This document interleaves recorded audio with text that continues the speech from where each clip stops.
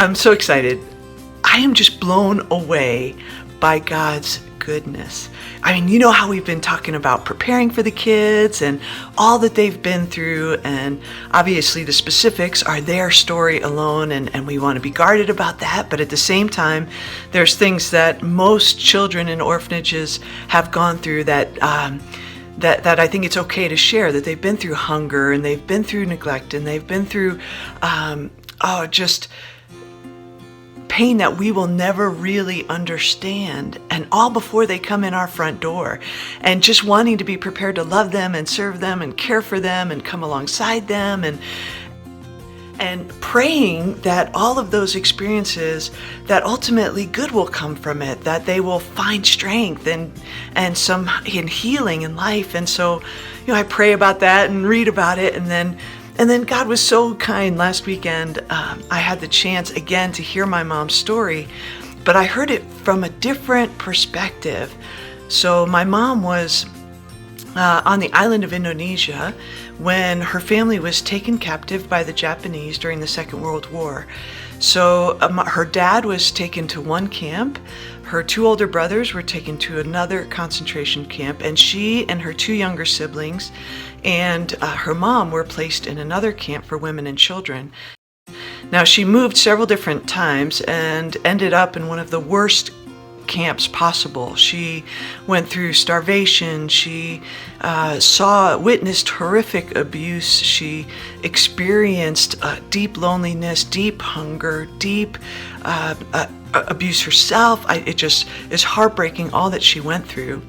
And so that was the age of 7 to 8 that she went into the camp, and then she was 11 years old when the war was over. So for 3.5 years she was imprisoned. Well, at that point, she stuffed all of those emotions down, and she just said, okay, the war is over, it's done, it's past, it's time to move on. Well, what happens so often, in all cases, really, those emotions don't stay stuffed down. They eventually come bubbling up and impact us either emotionally or physically in our relationships. So she grew up, met and married a tall, handsome Dutchman. She had 2 little boys, moved to the States and had 2 more boys, and finally a little girl, and that was me. Then she had 1 more child, Paul, and Paul passed away 9 days after his birth. It was devastating, and it was what really broke the dam on all the emotions that my mom had been holding in for so long. So she went into a severe depression. She was hospitalized for a season. She had nightmares at night. She had flashbacks during the day.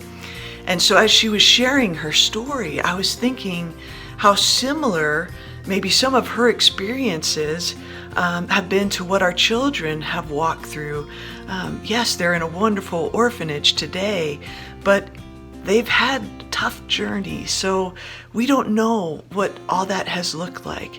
So we are just, after hearing my mom's story, I thought, oh my goodness. And then to see her as an 80-year-old woman sharing with a smile on her face, having known a 53-year marriage before my dad passed, and raising 5 kids who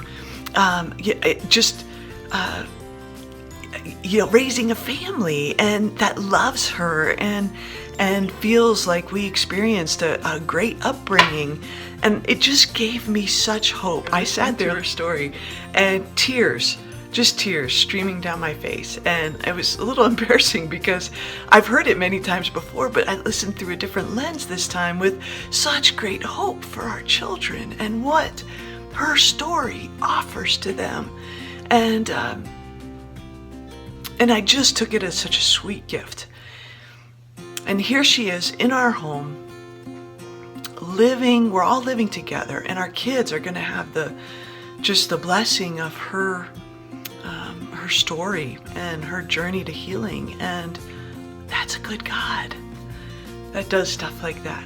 So I celebrate my mom today, and I honor her. And Mom, happy Mother's Day. Thanks for fighting the fight toward healing, for holding on to our God, and for paving the way not only for us as your kids, but for these beautiful grandchildren that you didn't even know were on the horizon, who are going to be encouraged and who are going to have hope because of your story. I love you.